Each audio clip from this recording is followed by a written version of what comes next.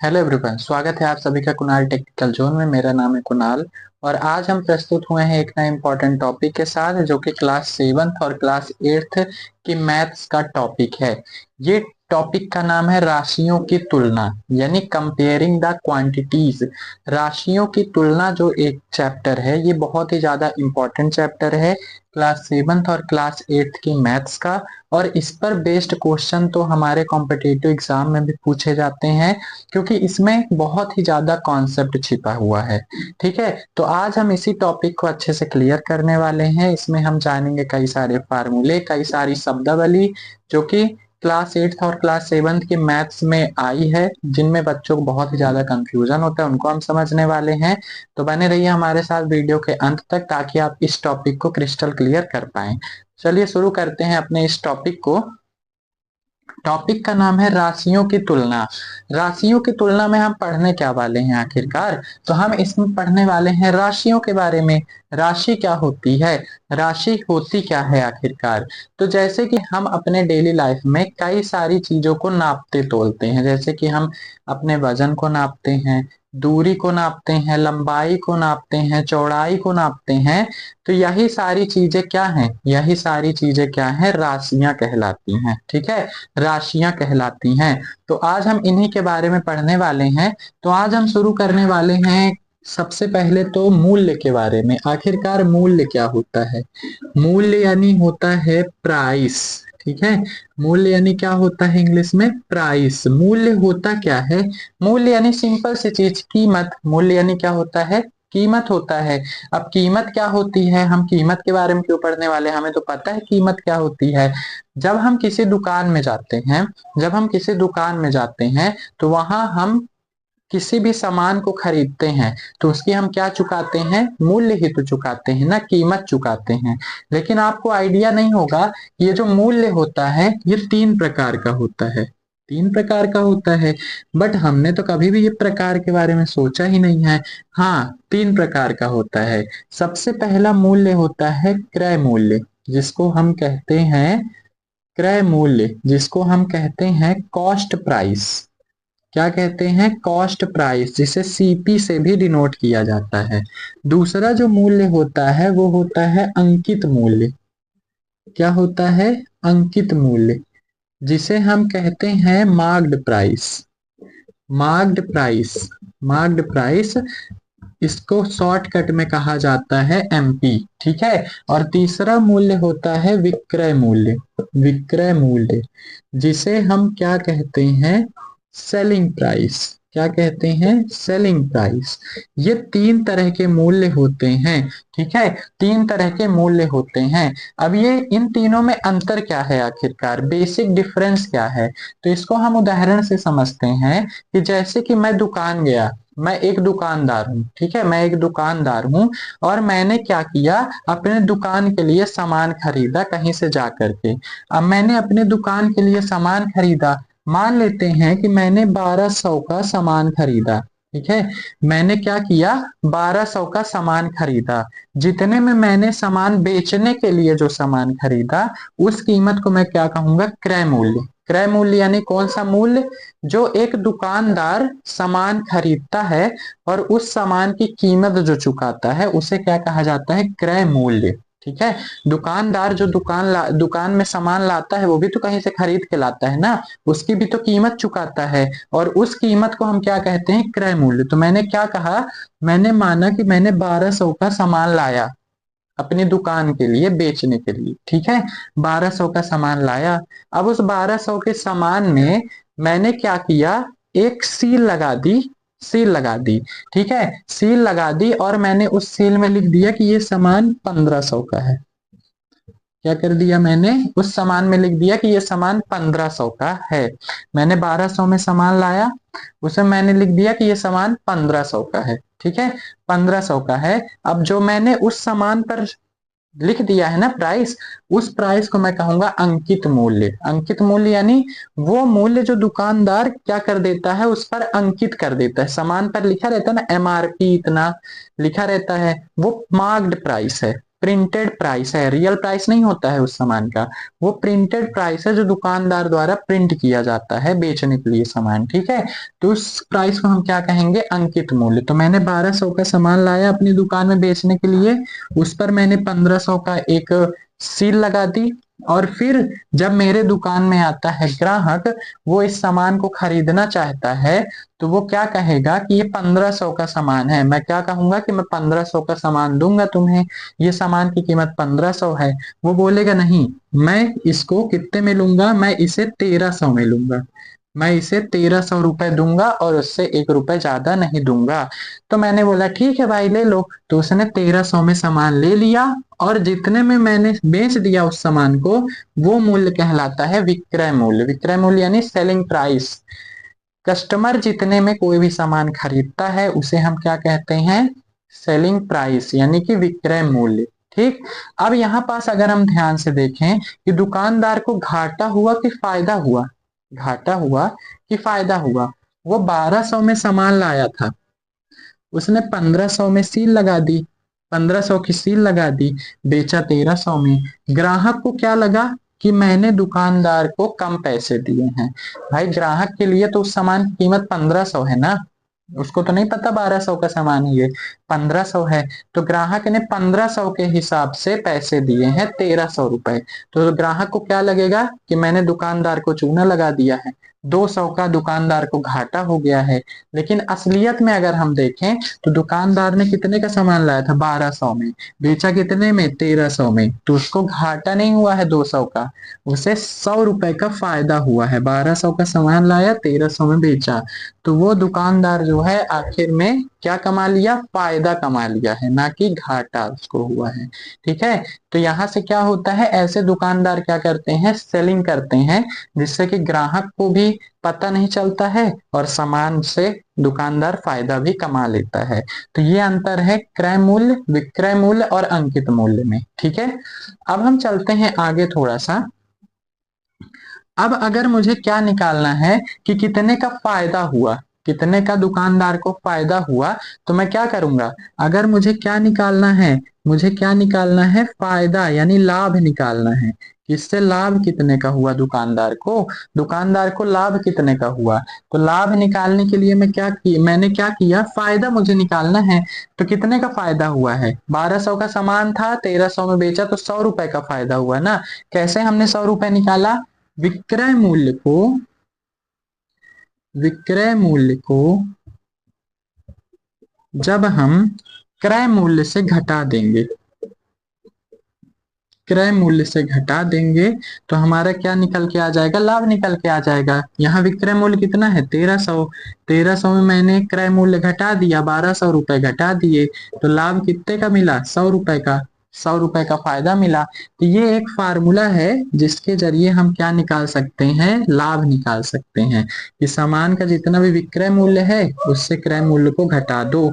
अब सपोज करते हैं कि दुकानदार को घाटा हो गया है, ठीक है। उसने क्या किया, उसने 1200 का सामान लाया, 1500 की सील लगाई, लेकिन फिर भी कोई बहुत ही ज्यादा मोल भाव करने वाला आदमी है जिसने इसको 1000 रुपए दिया सामान का।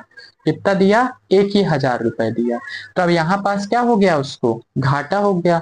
1200 का सामान था, 1000 में बेचा, तो क्या हो गया, उसे 200 रुपए का घाटा हो गया।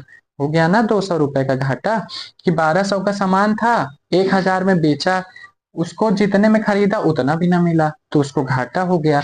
तो अगर मुझे हानि निकालना हो, घाटा निकालना हो, तो मैं क्या करूंगा, हानि निकालने के लिए मैं क्या करूंगा, क्रय मूल्य को, क्रय मूल्य को विक्रय मूल्य से घटा दूंगा, विक्रय मूल्य से क्या कर दूंगा, घटा दूंगा। तो मेरा क्या निकल के आ जाएगा, हानि निकल के आ जाएगा, ठीक है। कितने की हानि हुई, विक्रय मूल्य, क्रय मूल्य यहाँ पे क्या था, 1200 रुपए, और विक्रय मूल्य कितना था, 1,000 रुपए। कितने की हानि हुई, 200 रुपए की। ठीक है, 200 रुपए का उसे घाटा हो गया यहाँ पे। ठीक, अब आगे बढ़ते हैं। आगे हमें क्या निकालना हो, अगर हमने लाभ निकाल लिया है, अब इसी लाभ का अगर प्रतिशत निकालना हो, कितने परसेंट का लाभ हुआ, तो लाभ प्रतिशत निकालने के लिए हम क्या करते हैं, लाभ प्रतिशत को निकालने के लिए जितने का लाभ हुआ है उसे लिखते हैं, बटे में क्रय मूल्य लिखते हैं, गुणे में 100 कर देते हैं। ठीक है, जितने का लाभ हुआ वो लिखते हैं, बटे में क्रय मूल्य लिखते हैं, गुणा 100 कर देते हैं, तो हमारा लाभ प्रतिशत निकल के आ जाता है। और अगर हानि का प्रतिशत निकालना हो तो कितने प्रतिशत की हानि हुई है, उसके लिए हम क्या करते हैं, हानि लिखते हैं, हानि लिखते हैं, बटे में क्रय मूल्य लिखते हैं और गुणा कर देते हैं 100 से।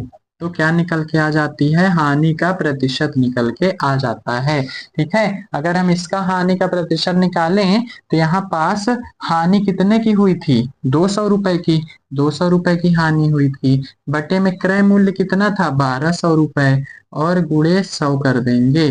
तो 2 जीरो से 2 जीरो कैंसिल, 2 छंग 12, 2 एक कम 0 0, 2 तिया 6, 2 दूनी 2 पंचे 10, 50, 3 एक कम 3, 3 छंग 18, 3 छंग छंग, मतलब कि 16.7% की हानि हुई थी यहाँ पास। ठीक है, 16% की हानि हुई थी वस्तु की कीमत में। ठीक है, दुकानदार को। तो इस तरह से हम क्या कर सकते हैं, क्रय मूल्य, अंकित मूल्य, विक्रय मूल्य और लाभ हानि, लाभ प्रतिशत हानि प्रतिशत निकाल सकते हैं किसी भी क्वेश्चन में। ठीक है, आगे बढ़ते हैं। आगे अगर हम बढ़ें तो अब एक चीज आती है बट्टा। बट्टा क्या होता है, ठीक है, इसको मैं मिटा देता हूं। बट्टा क्या होता है आखिरकार, बट्टा मीन्स क्या होता है, बट्टा मीन्स क्या होता है, बट्टा मीन्स होता है छूट। बट्टा मीन्स क्या होता है, छूट होती है। बट्टा ये मीन्स क्या होता है, छूट होती है। बट्टा एक आता है, बट्टा यानी छूट यानी डिस्काउंट। ठीक है, किसी भी सामान को जब हम लेते हैं दुकान में तो कभी कभी ऐसा होता है कि उस सामान में छूट मिली होती है हमें। ठीक है, जैसे कि मैं अगर कहूं कि 1500 अंकित मूल्य है किसी भी सामान में, मैंने देखा तो उसमें 1500 लिखा हुआ है। दुकानदार ने क्या किया, उसने बोला कि भाई इस 1500 की वस्तु में मैं 200 की तुम्हें छूट दूंगा, कोई भी वस्तु लो मैं तुम्हें 200 की छूट दूंगा। तो ये जो 200 की छूट है ना, वो क्या है, वो क्या है, 1500 की वस्तु को वो कितने में दे रहा है, 1300 में दे रहा है। 1500 की वस्तु को 1300 में दे रहा है। यहीं से ले लेते हैं, 1500 की वस्तु को 1000 में दे रहा है। मतलब कि कितने की छूट दे रहा है दुकानदार, कितने की छूट दे रहा है, 500 की छूट दे रहा है। वस्तु 1500 की है, दे 1000 में रहा है, तो कितने की छूट दे रहा है, यहाँ पास 500 की छूट दे रहा है ग्राहक को। तो यहाँ से हम इसी को क्या कहेंगे, बट्टा कहेंगे। बट्टा कैसे निकालेंगे, को अंकित मूल्य को घटा देंगे विक्रय मूल्य से, तो हमारा क्या निकल के आ जाएगा, बट्टा निकल के आ जाएगा। यहाँ पास अगर हम बट्टा निकालें तो अंकित मूल्य है 1500, घटा देंगे उसे 1000 से, तो निकल के आ जाएगा 500 रुपए। 500 का इसने क्या दिया, बट्टा दिया यानी डिस्काउंट दिया। ठीक है, बट्टा भी क्लियर हो गया होगा। अब हम चलते हैं आगे। अब हम थोड़ा सा अलग आगे बढ़ते हैं, मूल्य से थोड़ा हटते हैं। मूल्य से हट करके हम किस में आते हैं, हम आते हैं उधार में। ठीक है, हम किस में आते हैं, मूल्य से हट करके हम किस में आते हैं, उधार में, उधार में। ठीक है, उधार में। ठीक, हम क्या करते हैं कि आए दिन हम क्या करते हैं, हमारे घरों में आपने देखा होगा अपने पेरेंट्स को या फिर खुद ही आपने कभी ना कभी उधार जरूर लिया होगा। ठीक है, उधार जरूर लिया होगा। जैसे कि मैं कोई बाइक खरीदता हूँ, बाइक खरीदता हूँ, अब मेरे पास नगद पैसे नहीं है, बाइक है 1 लाख की। ठीक है, मैंने 10-20 हजार जमा कर दिया और मैंने कहा कि मैं 10-20 हजार दे रहा हूँ, जो बाकी के पैसे हैं वो मैं किस्तों में दूंगा, ईएमआई में दूंगा। ठीक है, अब जब ईएमआई में दूंगा तो उस वो जो कंपनी वाला होता है वो हमें कुछ टाइम स्टाम्प देता है कि आपके पास इतने महीने का टाइम है, हर महीने आपको इतने इतने रुपए देना पड़ेगा, इतने % की ब्याज लगेगी आपको, कुल आपको इतना रुपए देना पड़ेगा। और ब्याज भी देनी पड़ेगी साथ ही साथ। तो उसे हम क्या कहते हैं? उसे हम कहते हैं उधारी। ठीक है, एक तरह से ये क्या है? उधारी। हमने सामान लिया ना, बाकी के पैसे हम क्या करेंगे? थोड़ा थोड़ा करके देंगे, क्योंकि इकट्ठा नहीं है हमारे पास। तो यही चीज है कि जब हम कोई भी चीज उधारी लेते हैं तो उसमें क्या होता है? ब्याज जुड़ती है। क्या होती है? ब्याज जुड़ती है। और ये ब्याज जो होती है दो प्रकार की होती है। ब्याज जो होती है दो प्रकार की, एक तो होती है साधारण ब्याज, एक होती है साधारण ब्याज, और एक होती है चक्रवृद्धि ब्याज। चक्रवृद्धि ब्याज।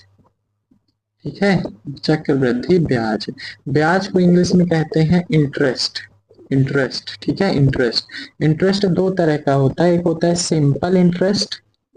सिंपल इंटरेस्ट जिसे हम क्या कहते हैं? एसआई कहते हैं। एक होता है कंपाउंड इंटरेस्ट। कंपाउंड इंटरेस्ट जिसे हम शॉर्टकट में सीआई भी कहते हैं। ठीक है, सीआई भी कहते हैं। तो ये दो तरह के ब्याज होते हैं जो कि सामान पर लगते हैं जब हम किसी भी सामान को उधारी में लेते हैं या फिर बाद में किस्तों में लेते हैं। ठीक है, तो ये ब्याज लगती है। अब जैसे कि साधारण ब्याज और चक्रवृद्धि ब्याज क्या होता है कि जैसे कि कोई भी सामान है मेरे पास जिसका मुझे क्या दिया हो? मूलधन दिया हो, यानी कि जितने की वस्तु है वो, उसे हम कहते हैं मूलधन, यानी प्रिंसिपल कहते हैं। पी से प्रदर्शित करते हैं मूलधन को। ठीक है, तो मैंने माना कि मैंने कोई वस्तु खरीदी जिसकी कीमत है 12,000 रुपए। ठीक, इस पर मुझे इतने परसेंट की दर से, दर यानी रेट, इतने परसेंट की दर से मुझे क्या करना पड़ेगा? हर महीने उसे ब्याज देनी पड़ेगी। 10% की दर से मुझे क्या करनी पड़ेगी? हर मंथ ब्याज देनी पड़ेगी। ठीक है, ये दर जो होती है सालाना भी हो सकती है और मंथली भी हो सकती है। ठीक है, और मुझे समय दिया गया है, समय दिया गया है, समय दिया गया है 2 वर्ष का। ठीक है, 2 वर्ष का समय दिया गया है। ठीक, अब मुझे क्या निकालना है यहाँ पास कि इसमें ब्याज कितनी लगेगी आखिरकार। ठीक है, किसी वस्तु की कीमत अगर 12,000 है, उसे मैंने किस्तों में लिया, हर महीने 10% की ब्याज लग रही है, और 2 वर्ष का समय दिया गया है कि 2 वर्ष में तुम पूरी किस्त चुका दो। तो ब्याज कितनी लगेगी, और ब्याज जुड़ने के बाद उस वस्तु का कितनी कीमत हमें चुकानी पड़ेगी, एक्स्ट्रा कितना देना पड़ेगा। तो सबसे पहले तो इसके लिए हम निकालेंगे साधारण ब्याज। साधारण ब्याज का एक सूत्र होता है, एसआई निकालने का एक सूत्र होता है, P into R into T बटे में 100।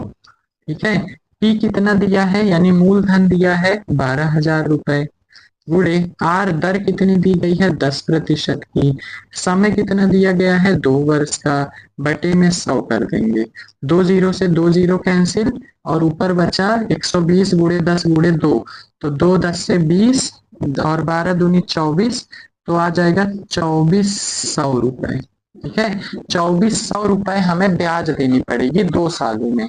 2,400 रुपए हमें ब्याज देनी पड़ेगी। 12,000 की वस्तु में 2,400 रुपए हमें 2 साल बाद ब्याज देनी पड़ेगी। तो 2 साल बाद ब्याज जुड़ने के बाद की जो कीमत होती है उसे हम कहते हैं मूलधन। मूलधन, ठीक है, मूलधन। मिश्र धन कहते हैं। क्या कहते हैं? ब्याज जुड़ने के बाद की कीमत को हम क्या कहते हैं? मिश्र धन। ठीक है, मिश्र धन। ब्याज जुड़ने के बाद की जो कीमत होती है वो होती है मिश्र धन। मिश्र धन क्या होता है? मूलधन प्लस में ब्याज, जो हमारी ब्याज आई है वो होता है मिश्र धन निकालने का सूत्र। तो यहाँ पास मिश्र धन कितना हो जाएगा? मूलधन है 12,000 और उस पर ब्याज जुड़ गई 2,400 की, तो कितनी कीमत हमें चुकानी पड़ेगी 12,000 की वस्तु में? 14,400 रुपए देना पड़ेगा हमें। ठीक है, 12,000 की वस्तु हमने ली, उस पर 10% की दर देने पर ब्याज, 10% का ब्याज दिया जा रहा है। 2 वर्ष का समय है तो उस पर ब्याज लगेगी 2,400 रुपए, और 2,400 जुड़ने के बाद उस वस्तु की जो रियल कीमत होगी वो होगी 14,400 रुपए। ठीक है, 12,000 की वस्तु है और उस पर हमें कितना देना पड़ रहा है? 14,400 रुपए। ठीक, तो ये है हमारा मिश्र धन। ठीक है, ब्याज जोड़ने के बाद की कीमत। अब ये चक्रवृद्धि ब्याज क्या होता है? चक्रवृद्धि ब्याज में तो सबसे पहले तो हम क्या निकालते हैं, कुल राशि निकालते हैं। तो कुल राशि निकालने का सूत्र क्या है कि यानी मूलधन 1+R/100 की पावर समय। ठीक है, ये होता है कुल राशि निकालने का सूत्र। अभी हमने चक्रवृद्धि ब्याज नहीं निकाला, अभी हमने क्या निकाला है, कुल राशि। तो कुल राशि निकालने का सूत्र क्या है, इसी का मान लेते हैं हम, चक्रवृद्धि ब्याज निकाल रहे हैं। तो यहाँ पास क्या दिया हुआ है, P 12,000, 1 प्लस दर कितनी दी हुई है, 10 की, और समय कितना दिया हुआ है, 2 वर्ष का। ये हमने ले लिया। 0 से 0 कैंसिल, इसका अगर हम एलसीएम करें तो 12,000 और इधर आएगा 10 + 1/10 की पावर 2। यहाँ पे आ जाएगा 12,000 गुणे 11/10 और 2 पावर है तो 11/10 2 बार लिखेंगे। 1 0 से 1 0 कैंसिल, 1 0 से 1 0 कैंसिल, यहाँ पे आ जाएगा 11 गुणे 11 121 और 120 का गुणा करना है। तो 2 1 कम 2, 2 दूनी 4, 2 1 कम 2, 1 1 कम 1, 1 दूनी 1, 1 दूनी 1, 2 5 4 1 0, मतलब कि 14,520 रुपए कुल राशि होगी। तो चक्रवृद्धि ब्याज कितनी होगी, तो चक्रवृद्धि जो ब्याज होगी, चक्रवृद्धि ब्याज जो होगी वो कितनी देनी पड़ेगी हमें। हम क्या करते हैं, चक्रवृद्धि ब्याज निकालने के लिए कुल राशि को मूलधन से घटाते हैं। कुल राशि को घटाते हैं मूलधन से तो हमें पता चल जाता है कि चक्रवृद्धि ब्याज कितनी लग रही है। तो कुल राशि कितनी आई है, 14,520। उसको हम क्या करेंगे, मूलधन से घटाएंगे, 12,000 से घटा देंगे, कितना आ जाएगा, 0, 2 में से 0 गए 2, 5 में से 0 गए 5, 4 में से 2 गए 2 और 0। मतलब कि यहाँ पास इसी में साधारण ब्याज कितनी लग रही थी, 2,400 रुपए, और वहीं चक्रवृद्धि ब्याज कितनी लगेगी, 2,520 रुपए। यहाँ पास जो कुल राशि हमें देनी पड़ गई 12,000 के लिए 14,400 रुपए, और यहाँ पास जो कुल राशि देनी पड़ेगी वो 14,520 रुपए देनी पड़ेगी। इससे हमें क्या क्लियर होता है कि हमेशा जो चक्रवृद्धि ब्याज होती है वो साधारण ब्याज से ज्यादा होती है। ठीक है, और साधारण ब्याज और चक्रवृद्धि ब्याज में क्या अंतर है कि साधारण ब्याज में हर वर्ष मूलधन सेम ही रहता है। हर वर्ष की अगर हम ब्याज निकालें तो उसमें मूलधन हमेशा सेम रहेगा, लेकिन चक्रवृद्धि ब्याज में क्या होता है कि हर वर्ष मूलधन बदलता रहता है। ठीक है, हर वर्ष क्या रहता है, मूलधन बदलता रहता है।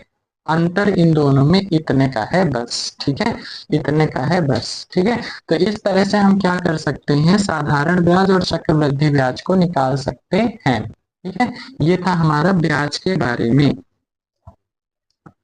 तो आज हमने देखा कि आखिर राशियों की तुलना में कैसे किस प्रकार के फार्मूले आते हैं, उनसे रिलेटेड शब्दावली जो है हमारी नई नई शब्दावली, जैसे चक्रवृद्धि ब्याज, साधारण ब्याज, अंकित मूल्य और क्रय मूल्य, विक्रय मूल्य, ये सब के बारे में हमने देखा। हमारे कॉन्सेप्ट क्लियर हो गए।